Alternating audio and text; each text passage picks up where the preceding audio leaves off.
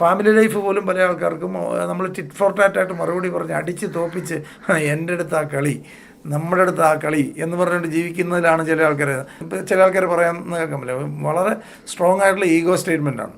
ഇന്ന് എൻ്റെ അടുത്ത് പണിയൊന്നും നടക്കുകയില്ല എന്ന് പറയുന്നത് വളരെ ഇതായിട്ടുള്ള ഈഗോ സ്റ്റേറ്റ്മെൻറ്റുകളാണ്. ഇന്നത്തെ പുതിയ ജനറേഷനൊക്കെ പല ആൾക്കാർക്കും നിങ്ങൾക്കറിയാം, എനിക്കൊന്ന് കല്യാണം കഴിക്കുന്നതിനൊക്കെ ഉള്ള ആൾക്കാർ ഡൈവേഴ്സ് ചെയ്യുന്നുണ്ടെന്ന് തോന്നുന്നു. ഏതൊരു പാർട്ട്ണർഷിപ്പും നമ്മൾ നിലനിൽക്കാനായിട്ട് വിട്ടുവീഴ്ചകളും അതാണ് ഇത് തന്നെയായിരിക്കണം നമ്മുടെ സൗഹൃദങ്ങൾ വലുതാക്കി എടുക്കുന്നതിലൊക്കെ നമ്മൾ എടുക്കേണ്ട നിലപാട്.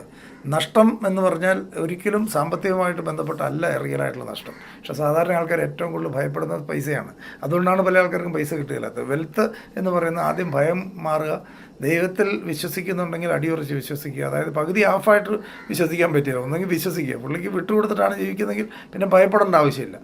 അപ്പം ഭയം ഉണ്ടാവരുത്, വലിയ സ്വപ്നങ്ങൾ ചേസ് ചെയ്യുക. നമ്മളെല്ലാവരും യുണീക്കാന്നുള്ളൊരു ഓർത്തിരിക്കുക. ഓരോരുത്തരും ഡിഫറൻ്റാണ്, നമ്മുടെ സ്റ്റോറി ഡിഫറൻ്റാണ്, വേറൊരാളുടെ സ്റ്റോറി ഡിഫറൻ്റാണ്. ഒരിക്കലും ഒന്നാക്കാൻ വേണ്ടിയായിരിക്കും നമ്മളും ഇവരൊക്കെ ആയിട്ടുള്ള കമ്പാരിസൺ ഒരിക്കലും ചെയ്യാതിരിക്കുക. നമ്മൾ യുണീക്കാണ്. എപ്പോഴും ഓവർനൈറ്റ് സക്സസ് ഉണ്ടാവില്ല, ഉണ്ടായി തന്നെ നിലനിർത്താൻ പറ്റിയല്ല. അതിൻ്റെ പ്രോസസ്സുണ്ട്. ആ പ്രോസസ്സിലേക്ക് നമ്മൾ കടന്നു വന്നാലേ സക്സസ് വന്നാലും ഹോൾഡ് ചെയ്യാൻ പറ്റുള്ളൂ. ഞാൻ എപ്പോഴും പറയാറുണ്ട്, ഒരിക്കൽ കൊള്ളിയാൻ മിന്നുന്ന പോലെ മിന്നാൻ പറ്റും. ആ ഫീൽഡിൽ നിലനിർത്തി പോകുക എന്നുള്ളതാണ് ഏറ്റവും ഇമ്പോർട്ടൻ്റ് ആയിട്ടുള്ളത്. സെക്കൻഡ് ഫേസാണ് ആദ്യത്തെ ഫേസിനേക്കാൾ ബുദ്ധിമുട്ട്. ഫസ്റ്റ് ഫേസ് വേണേൽ പറ്റും. ഒരിക്കൽ കൊള്ളിയാൻ മിന്നുന്ന പോലെ പല ഫീൽഡിലും ആൾക്കാർ മിന്നാറുണ്ട്. അത് കഴിഞ്ഞ് കാണത്തില്ല. അത് കഴിഞ്ഞുള്ള സെക്കൻഡ് ഫേസാണ്. ഇപ്പോൾ നമ്മൾ കേരളത്തിൽ മോഹൻലാലിനെ മമ്മൂട്ടിയൊക്കെ ബഹുമാനിക്കുന്നത് അവരുടെ അഭിനയത്തിനേക്കാൾ കൂടുതൽ ഞാൻ ഏറ്റവും കൂടുതൽ അവരിത്രയും കാലം കൺസിസ്റ്റൻ്റായിട്ട് ആ ലൈം ലൈറ്റിൽ അങ്ങനെ തന്നെ നിൽക്കുക എന്ന് പറഞ്ഞാൽ എന്തുമാത്രം ഒരു ഹാർഡ് വർക്ക് ചെയ്താലാണ് സാധിക്കുന്നറിയോ. ഒരിക്കലൊക്കെ വന്നിട്ട് പോകാൻ പറ്റും എന്ന് പറയുന്നതല്ല, ജീവിതത്തിൽ സക്സസ് ആകുന്നതെന്ന് പറഞ്ഞാൽ അവരുടെയൊക്കെ ഇന്നും ഒരു ദിവസം നമ്മളെക്കാൾ എന്തുമാത്രം ബിസിയാണ്. ഇപ്പോൾ ചില ആൾക്കാർ പറയാം, അതുപോലെ ഞാനും നന്നായിരുന്നെങ്കിൽ ഞാനും വളർന്നിരുന്നത് അതുപോലെയൊക്കെ ബിസി ആയിരുന്നു. ഒന്നുമല്ല, അവർക്ക് ഒന്നുമില്ലായിരുന്നപ്പോൾ അവർ ബിസി ആയിരുന്നുകൊണ്ടാണ് ഇപ്പോഴും അവർ ബിസി ആയിട്ടിരിക്കുന്നത്. നമ്മളെക്കാൾ എത്രയോ ഇരട്ടി ഔട്ട്പുട്ട് അവരൊരു ദിവസം, നിങ്ങളൊന്ന് ആലോചിച്ച് നോക്കും, നമ്മളെക്കാളും എന്തുമാത്രം ഔട്ട്പുട്ട് ഒരു ദിവസം ആ ലെവലിലുള്ള ആൾക്കാരുണ്ടാക്കുന്നത്, എന്തുമാത്രം അവേഴ്സ് വർക്ക് ചെയ്യുന്നുണ്ട് ഇപ്പോഴും അവരൊക്കെ.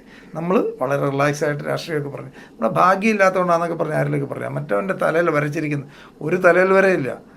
ഞാൻ എപ്പോഴും പറയാറുണ്ട്, അതായത് ടാലൻറ്റിനേക്കാളും ഏറ്റവും, അതുകൊണ്ടാണ് നമ്മൾ സ്കൂളിലും കോളേജിലുമൊക്കെ നമ്മളെക്കാളൊക്കെ നമ്മളെക്കാളെന്ന് മാത്രമല്ല പല ആൾക്കാരെക്കാളും വളരെ പുറകിൽ നിന്നിരുന്ന പല ആൾക്കാരും ജീവിതത്തിൽ വലുതാകുന്നതിൻ്റെ കാരണം ഡിസിപ്ലിനാണ്. ഡിസിപ്ലിൻഡായിട്ട് ഒരു കാര്യം ചെയ്യാൻ തുടങ്ങിയാൽ തീരുമാനിച്ചാൽ ഡിസിപ്ലിൻഡായിട്ട് സിസ്റ്റമാറ്റിക്കായിട്ട് ചെയ്യേണ്ട കാര്യം ആത്മാർത്ഥമായിട്ട് ചെയ്യുന്നതിൻ്റെ റിസൾട്ടാണ്. ടാലൻറ്റിനേക്കാളൊക്കെ ടാലൻറ്റഡ് ആയിട്ടുള്ള എത്രയോ ആൾക്കാരെ എനിക്ക് അടുത്തറിയാവുന്നവരുണ്ട്. ഫോക്കസ് ഇല്ലാത്തതിൻ്റെ പേര് മാത്രം അവർക്കൊരു 3 മാസത്തേക്കുള്ളൊരു കാര്യത്തിൽ അവർക്ക് ഫോക്കസ് ചെയ്യാൻ പറ്റിയില്ല. നല്ല നമുക്ക് കൊതി തോന്നും. ദൈവം അത്രയും കഴിവുകളൊക്കെ നമുക്ക് തന്നിരുന്നാലും നമുക്ക് കൊതി തോന്നാറുണ്ട്. നല്ല ടാലൻറ്റഡ് ആയിട്ടുള്ള ആൾക്കാർ ഒന്നും ചെയ്യത്തില്ല, ഫോക്കസ് ചെയ്യത്തില്ല.